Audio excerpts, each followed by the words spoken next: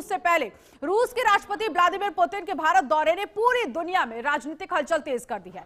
समय, संदेश, संकेत को लेकर पूरी दुनिया में अटकलें लगाई जा रही हैं। विश्व की दो महाशक्तियां जब एक साथ रूबरू होंगी तो उसका असर न सिर्फ भारत और रूस पर पड़ेगा बल्कि पूरे विश्व की जो निगाहें हैं वो टिकी रहेंगी।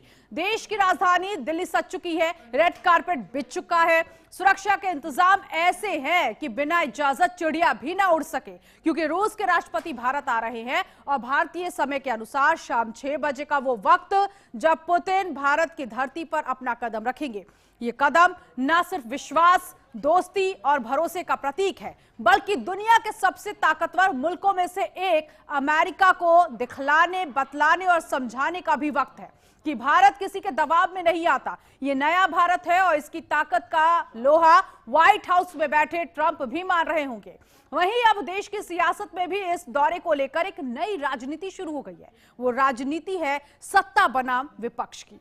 विपक्ष का आरोप है कि राहुल गांधी को पुतिन से नहीं मिलने दिया जा रहा। आज की इस बहस में हम चर्चा करेंगे कूटनीति, राजनीति और आरोपों के सियासी खेल की। आज का बड़ा सवाल यह होगा कि क्या ये यात्रा भारत की वैश्विक ताकत का प्रतीक है या फिर पुतिन के स्वागत की आड़ में विपक्ष को किनारे किया जा रहा है। क्या विपक्ष का यह आरोप सही है कि सरकार अंतर्राष्ट्रीय रिश्तों को भी राजनीतिक चश्मे से देख रही है या फिर विपक्ष सिर्फ सुर्खियों में रहने के लिए इस मुद्दे को बढ़ा चढ़ाकर पेश कर रहा है। और सबसे बड़ा सवाल ये कि पुतिन की इस यात्रा से भारत रूस संबंधों में क्या नया मोड़ आएगा, क्या ये यात्रा एशिया की राजनीति को नया शेप देगी। तो आज इसी पर करेंगे चर्चा कि अब से थोड़ी देर बाद व्लादिमीर पुतिन भारत की धरती पर होंगे, लेकिन उससे पहले रूस के रक्षा मंत्री आंद्रे वेलासोव भारत पहुंचे, वॉर मेमोरियल पहुंचे, यहां पर शहीद जवानों को उन्होंने श्रद्धांजलि अर्पित की है।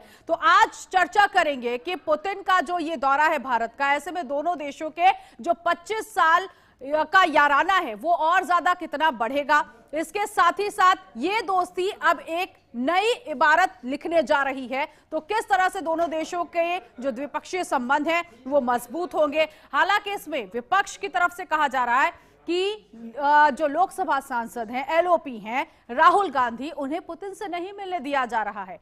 केंद्रीय मंत्री रामदास अठावले जो कह रहे हैं कि अगर मिलना है तो अपॉइंटमेंट लीजिए।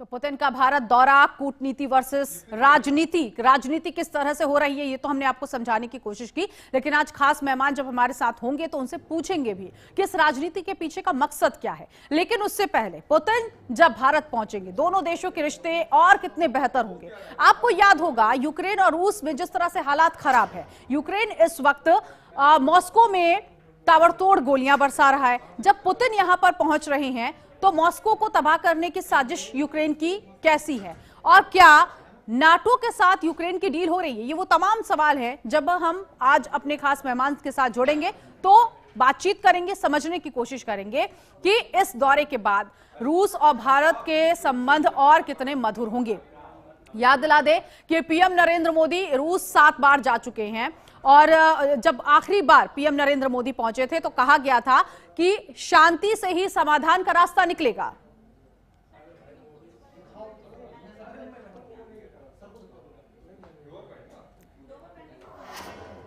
तो सबसे पहले आज आपको बताते हैं कि जब यहां पुतिन का भारत का दौरा है तो ऐसे में कौन कौन से समझौते हो सकते हैं जिस पर हस्ताक्षर किए जा सकते हैं। कुछ बड़ी बातें आज आपको बताएंगे यहां पर और दिखाएंगे भी कि आज शाम 6 बजे भारत पहुंचेंगे रूस के राष्ट्रपति व्लादिमीर पुतिन। तो राष्ट्रपति पुतिन का भारत दौरा, ऐसे में तमाम तैयारियां हो चुकी हैं, स्वागत के लिए निगाहें बिछाए जा चुके हैं नेताओं की तरफ से। सुबह 9 बजे राष्ट्रपति भवन में स्वागत, गार्ड ऑफ ऑनर। ये कल का हम आपको आंकड़ा बता रहे हैं कि कल क्या कुछ होने वाला है। जब आज शाम को यहां पर राष्ट्रपति पहुंचेंगे तो आज डिनर का एक आयोजन रखा गया है और पीएम नरेंद्र मोदी के साथ ये डिनर होगा। 5 दिसंबर सुबह 10 बजे राजघाट पहुंचेंगे, महात्मा गांधी को श्रद्धांजलि अर्पित करेंगे और यहां पर महात्मा गांधी को श्रद्धांजलि अर्पित करने के बाद ही दोनों देशों के जो नेता हैं उनके बीच द्विपक्षीय बातचीत हैदराबाद हाउस में होगी। सुबह 11 बजे हैदराबाद हाउस पहुंचेंगे। यहां शिखर बैठक का आयोजन किया गया है। इसी बैठक में दोनों देशों के बीच रक्षा, ऊर्जा, इन सभी समझौतों को लेकर बातचीत होगी और बैठक में व्यापार समझौते पर भी मुहर लगेगी। तो रक्षा और ऊर्जा की तो बात हम कर ही रहे हैं कि पुतिन जब यहां पर आएंगे तो ये तमाम समझौते जिन पर साइन किया जाएगा। शाम 4 बजे भारत रूस बिजनेस फोरम को संबोधित करेंगे। पीएम नरेंद्र मोदी भी बताएंगे कि कितना खास ये रहा है जब रूस के राष्ट्रपति व्लादिमीर पुतिन भारत पहुंचे हैं। जो तैयारियां हैं वो लगभग हो चुकी हैं। इंतजार अब पुतिन का किया जा रहा है। शाम 7 बजे 5 दिसंबर को राज्य भोग का आयोजन किया गया है। राष्ट्रपति द्रौपदी मुर्मू इसकी मेजबानी करते हुए दिखाई देंगे, लेकिन आज पीएम नरेंद्र मोदी अपने दोस्त के लिए डिनर का आयोजन करते हुए दिखाई देंगे और देर शाम पुतिन भारत से वापस रूस लौट जाएंगे।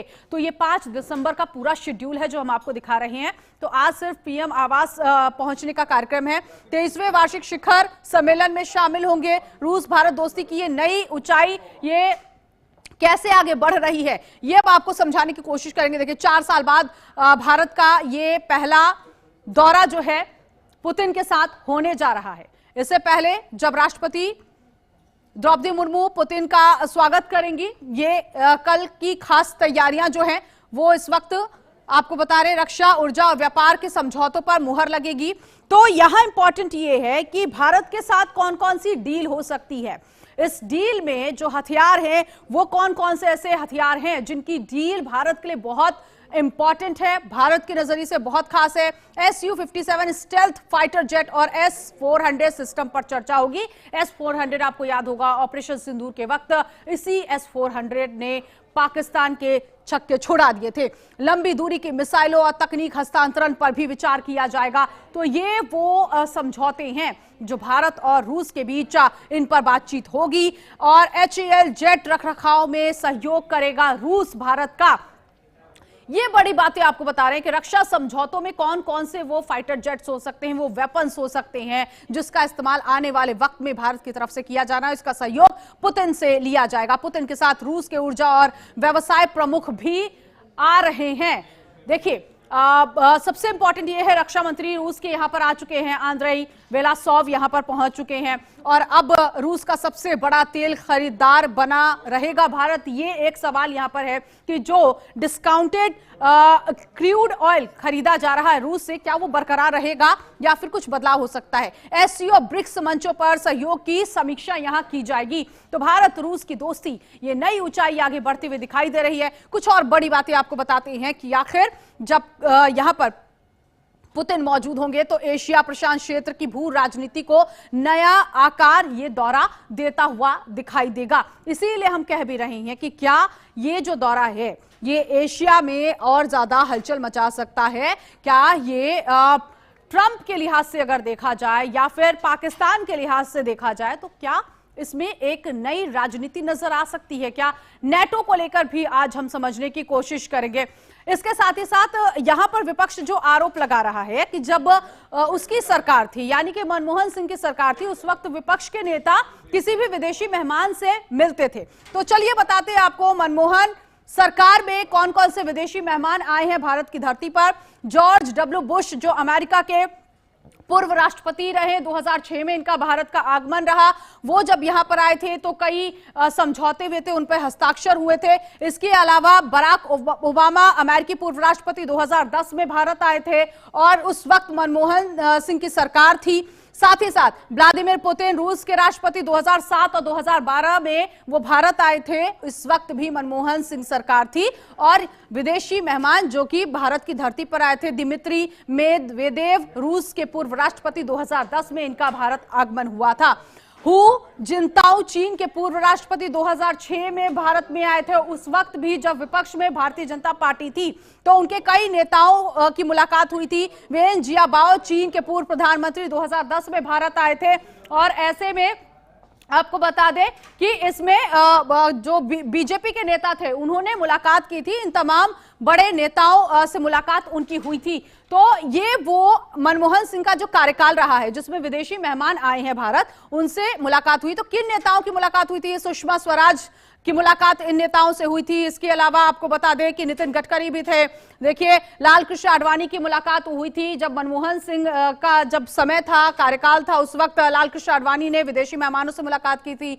मुरली मनोहर जोशी की मुलाकात हुई थी। ये सवाल इसलिए क्योंकि विपक्ष ये कह रहा है कि जब अटल बिहारी वाजपेयी और मनमोहन सिंह की सरकार थी तो उस वक्त कोई भी विदेशी मेहमान आता था तो प्रोटोकॉल के तहत विपक्ष में बैठा हुआ नेता भी उनसे मुलाकात करता था।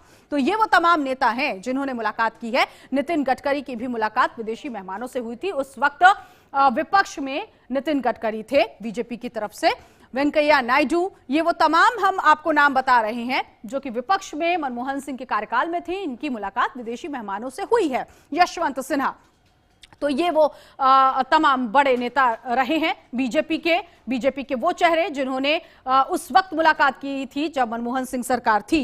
राजनाथ सिंह ने भी मुलाकात की थी। तो ये एक तरह से आप समझ सकते हैं कि जो आरोप लगाए जा रहे हैं ये आरोप कितने सही हैं, कितने सही नहीं हैं। क्या वाकई विपक्ष यहां पर सिर्फ अपनी राजनीति चमकाने की कोशिश कर रहा है या फिर मुद्दों से भटकने की कोशिश कर रहा है? लेकिन इस वक्त राहुल गांधी ने किस तरह से कहा कि पुतिन से मिलने नहीं दिया जा रहा और इसको लेकर राजनीति कैसे गरमाई हुई है, तमाम प्रतिक्रियाएं आपको सुनवाएंगे। जनरली इस सरकार की पॉलिसी है, नॉर्मली ट्रेडिशन होता है कि एलओपी के साथ जो भी बाहर से आते हैं उनकी मीटिंग होती है।